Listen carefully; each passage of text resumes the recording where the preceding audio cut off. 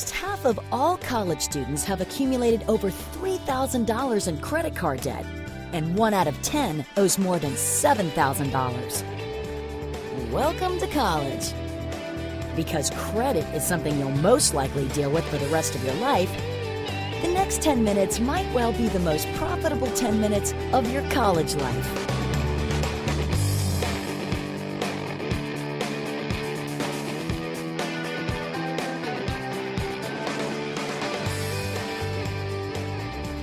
When the school year began, were filled with tables from credit card companies. They were saying that if you signed up for a credit card, you'd also get a free t-shirt. And I received a credit card offer in the mail. And after getting a few of these, I figured, well, it couldn't hurt to sign up for one. I mean, I don't always have cash with me. I could use one in case of an emergency. It was one of those things where once I got to college, I thought, this is my decision now. Now I get to call the shots on when I buy things and with what I buy things. I said to myself, okay, no, I'm going to just use it for emergency reasons, like when I really need something and I'm waiting for a check to clear in the bank or something like that. My friends would be out, they'd be buying food, they'd be buying CDs, whatever, and I just kind of got wrapped up in it. I wanted to keep up. The first time I used it was when my cell phone got cut off, and that was $100. So I said, okay, well, I'll pay it, and then when I get the money to pay my bill, I'll just pay it to them. Yeah, when I would buy something, I wouldn't say, do I really need this? Am I going to be using this for practical reasons? I would say, do I want this now? Can I get this now? The second time I used it was at Blockbuster to get some movies, and like swiped it to get some Chinese food or something like that. So stuff that I really didn't need. It didn't really get that bad until my sophomore spring break, when me and a bunch of my friends ended up going down to the Caribbean, some of the islands down there, and we ended up charging for most of that. When you go to college, you're around, it's not like being at home when you're around people who have the same as what you have. When you're at college, you're around a lot of people who maybe have more than you do. Some have less, but some have more. So it's a little different. The second card came while I had the first one. When I was in a store purchasing something, they told me I could get an extra 10% off my purchase if I applied for their credit card. And I said, well, I'm not going to use it because I don't really shop at this store. So that was untrue, because once I had it, I said, well, I don't have anything to wear. Let me go online and order some stuff. Spring break was kind of a blur, so I didn't actually know how much I had actually spent with the card. So by the time the bill came, it was a bit of a shock to me to see exactly how much I had spent. There was this thing called a minimum balance, so it was like, I don't have to pay $500, I can actually just pay $20. That's okay, no problem. I can afford $20 a month. I paid the minimums, and then I realized that if I only paid the minimum, it would take me like 5 years, before I would be able to pay all of it off. So I would be 3 years out of school before it was all paid off. They make the minimum seem so appealing, like $10. $10 is something you get maybe 5 times over, so, I can pay $10. But slowly, as that bill starts to climb, they add more and more and more to your minimum payment until it's too high for you to pay. I got to get another job, and it was bad. I mean, I almost dropped out of school. I could not. There were thousands of dollars that I had no way of paying, and I couldn't ask my family to pay it.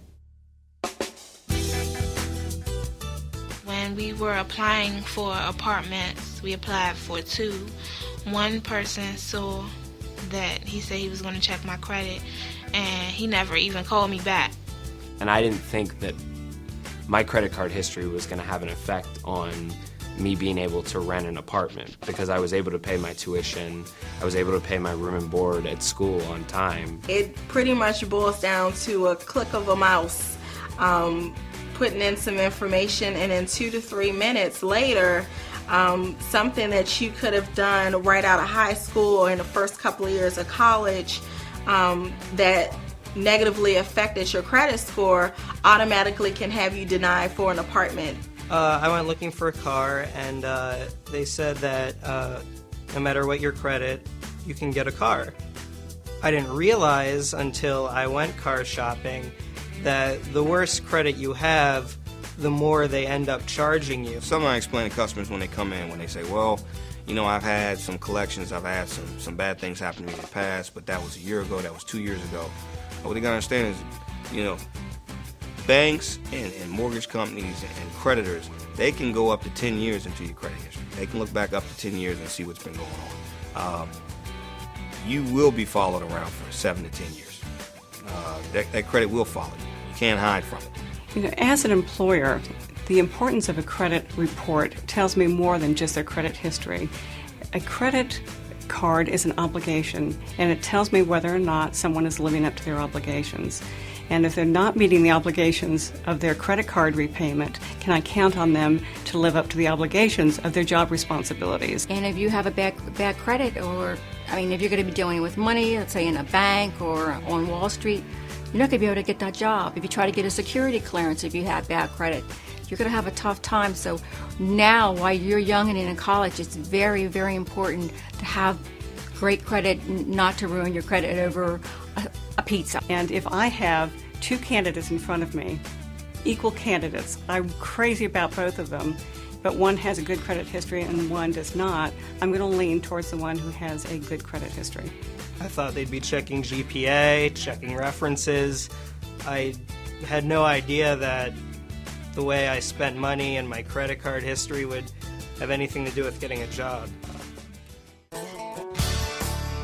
Really understand how a credit card works before you start using it, to really understand how the payments work on your card. I think the best way to go is a prepaid credit card because it's already money that you have.